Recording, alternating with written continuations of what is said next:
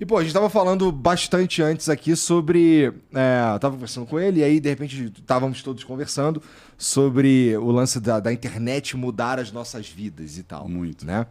E eu descobri, por exemplo, eu não sei se eu já sabia, mas para mim foi uma surpresa quando você falou que, porra, tu trazia os bagulho e vendia aqui. Né? E aí a gente foi conversando sobre isso, e a Lara perguntou, mas como é que tu foi parar nesse troço que você faz hoje? Que é um troço meio específico, né, cara? Ver o que analisar, assim, o que? Linguagem corporal? É linguagem silenciosa. Isso, linguagem silenciosa. Das pessoas e do que tá, sabe? É diferente você vender uma pulseira da Life Strong, né?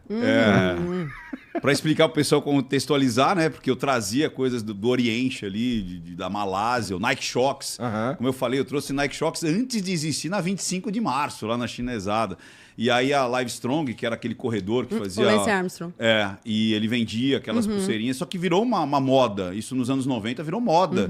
Então era legal, era in você ter aquela pulseirinha. Depois a Stand Up Speak Up, que eram as duas pulseiras, a preta e a branca e tal. E eu sempre estava antenado em trazer essas coisas para vender. Já nessa época eu já estava com as lojas de surf. Então eu assumi a loja do meu pai, que estava toda falida, toda quebrada, fodida, e aí eu consegui arrumar, e depois fiz mais algumas lojas, depois fui para a loja de surf, e aí eu sempre trazia Timex. Vocês não lembram do Timex, né? Não sei o que é isso. Era um relógio Tamaguchi, lembra do Tamagotchi, bichinho? sim, Lembro. pra caramba. Cara, eu vendi muito Tamaguchi, muito. Os Eu relógios queria ter. Timex. Porra, então tá mó tempão, porque eu lembro de querer um Tamagotchi sendo garoto. Tu tá aí há mó tempão, é um jeito muito legal de falar, você tá E eu já velho. trabalhava. Eu vou falar só isso, a partir de agora eu tô aqui há mó tempão. Amei. E eu já trabalhava, já acordava cedo ali. Eu lembro do menorzão. Eu lembro de estar, eu não lembro a série exatamente, mas eu lembro que eu tava no ensino fundamental, cara. Você tem quantos anos? Eu tenho 38. 38, eu tô com 36, a gente tava, né? Eu sou o mais velho aqui, essa aqui é a verdade. Barba branca aqui, ó. Precisa o cabelo ficar branco para ser dono da lancha. Tô quase lá. Mas aí você me perguntou, Precisa dar uma grana também. como é que a coisa mudou? Eu estudava muito programação neurolinguística. Mas por quê? Então, aí acho que a gente vai entrar num papo bem interessante, que eu já conheço um pouco a história da Lara. Cara, eu tinha grana, né? Eu teve em 90 e em 2000 e... Em 2000 e qualquer coisa, 2000 e 2002, eu já tinha faturamento de milhões. Eu já faturava mais de milhões por ano. Em um mês, teve um mês específico que a gente bateu 1 milhão. Isso em 2002. Tá. Só que o pessoal... Não com Tamagotchi. Também.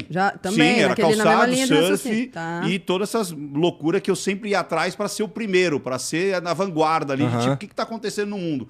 Eu pesquisava ali, tanto é que eu te falei, não existia o PayPal, cara. Não existia o Google. Você entendeu? Você entrava no eBay para achar as coisas mais interessantes. E normalmente os vendedores eram da Malásia, era da China, era de Taiwan. Era uma doideira. E eu usava lá era o Babylon, lembra do Babylon? Eu jogava no Babylon para conseguir conversar com os caras ali. O Babylon é um tradutor das antigas. Das antigas, cara. internet, Muito das antigas. E aí, eu me descobri com... Eu fui almoçar, uma senhora ali que eu sempre ia almoçar, e aí eu passei mal e quase que eu desmaiei. Meio que Quer dizer, eu desmaiei. E aí eu acordei no sofá da cama dela e, cara, você passou mal. Eu falei, tá. Aí eu fui ver, eu tava com pressão 18/12, cara. Caramba. É que eu não sei o que isso quer Alto dizer. também. Muito alto. Aí eu tinha uma pressão muito alta, extremamente irritado, pavio curto, entendeu? Era tudo muito preto no branco, tudo... Cara, sabe aquela coisa... Antes de ter esse tilt aí, tu se sentia trabalhando demais, estressado pra caralho? Eu tomava 4 Dorflex todos os dias. Mas era uma parada que você pensava nisso? Pensava. Por exemplo, Tipo assim, eu tô... Tá demais. Tá demais. Tá. Só que ao mesmo tempo era aquele lance, Tem que né? fazer, tem que fazer. Tem que fazer, a loja do lado, se não fizer, vai fazer. Como é que é isso aí? Você tem... Mas a vida é assim até hoje, inclusive, Sim, né? sim. É que naquela época não tinha esse nome bonito, que é burnout. Então acho que eu tava tendo isso aí sem saber. Cara, eu tomava todos os dias, 4 Dorflex e 2 embaixo da língua esmagado. Pra me dar pra eu aguentar. Aí um cara começou a falar assim, cara, isso daí é coisa da tua cabeça. Você precisa se entender, se espiritualizar e tal, não sei o quê. E aí, era uma época que eu tava ateu. Eu fiquei ateu 17 anos. dos 17 aos 34. Então foi um pouquinho depois de voltar a acreditar em Deus. E aí me apresentaram a programação neurolinguística, que muita coisa você somatiza, é psicossomático. Né? Tem muitas doenças, inclusive, que você pega lá, não tem uma função biológica, é psicossomático. Fibromialgia. Por exemplo, é uma delas, aquela que você fica com a pele branca. Mesmo? Hanseníase. Então, a comunidade da ciência se divide, mais ou menos metade dos que acreditam que ela é psicossomática e que é que existe ou que não existe. Tá. Não, como é que chama aquela que você Hanseníase? Não, que você vai ficando branquinho. Vitiligo. Vitiligo, cara. Vitiligo tem muita gente que acredita que é uma base psicológica. Bom, ela com certeza piora com a piora da condição psicológica da pessoa, com certeza. Eu tenho um amigo que é o Douglas, o rato, que tem vitiligo, e quando a barra tá pesada lá, dá pra ver claramente que ele começa a aparecer um monte de coisa extra no corpo dele. E aí o que acontece? Eu comecei a estudar e aí eu tenho transtorno obsessivo compulsivo. Olha que beleza. Você então, tem? Tenho. Caramba. Então quando eu tô num barato, eu tô no barato. Entendeu? E tem coisa que eu tenho que ficar esperto, porque se não tem, entendeu? Hoje não mais. Eu faço terapia, tal, coisa bacana. Então eu comecei a identificar, tipo, quando eu tô começando eu tenho que parar, porque senão... Descarrilha.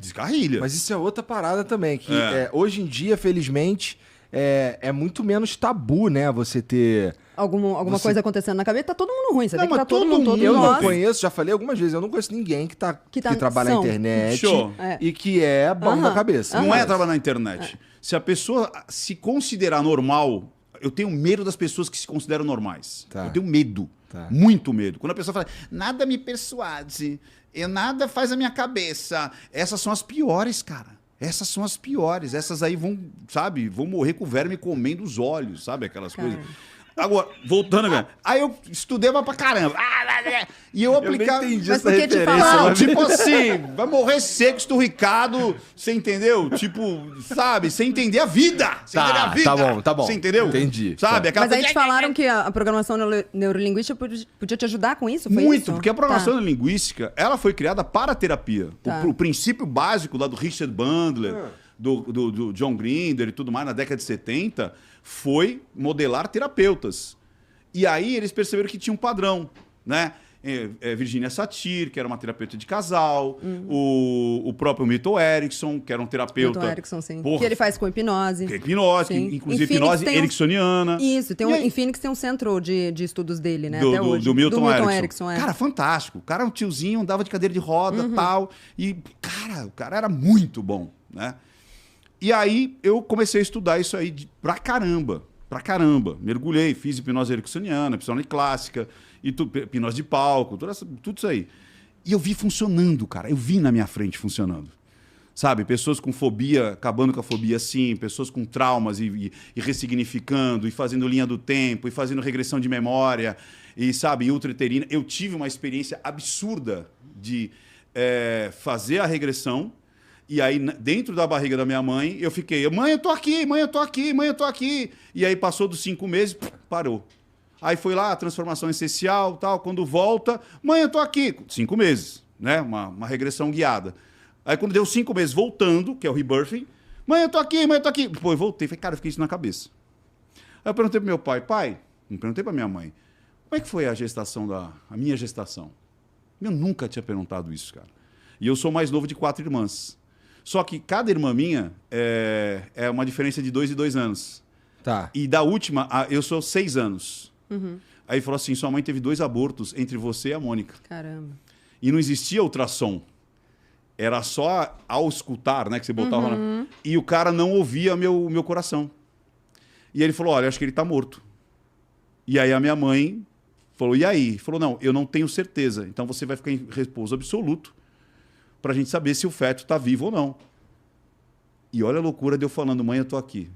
Papo sinistro, né? Não Tu tem não como negar. sabia disso Eu antes? não sabia disso, cara. Eu não sabia disso. Mas eu fiz uma pior, que é a transformação essencial, quando você vai buscar alguma coisa que você tenta... eu tenho ansiedade, ou eu tenho medo de não sei o quê, ou algo... Aí você vai buscar essa emoção para ver onde vai. Eu não acredito em reencarnação, mas eu vi que essa emoção que me dava dor e sofrimento começou com a minha bisavó por parte de mãe, na época da gripe espanhola.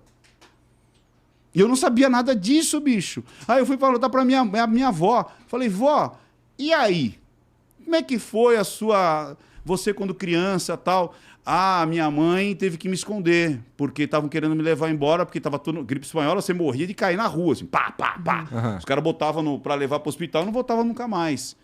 E o pai da minha avó, ele ficou com muito medo, porque ele perdeu todo o gado leiteiro dele, aqui na Vila Guilherme. Saca? E o grande drama dele é, será que eu vou conseguir cuidar da minha filha? Porque eu não tenho mais grana, não tenho mais nada no meio dessa pandemia e blá, blá, blá, blá, blá. Olha que loucura, cara. E eu senti essa porra toda. Isso é muito esquisito,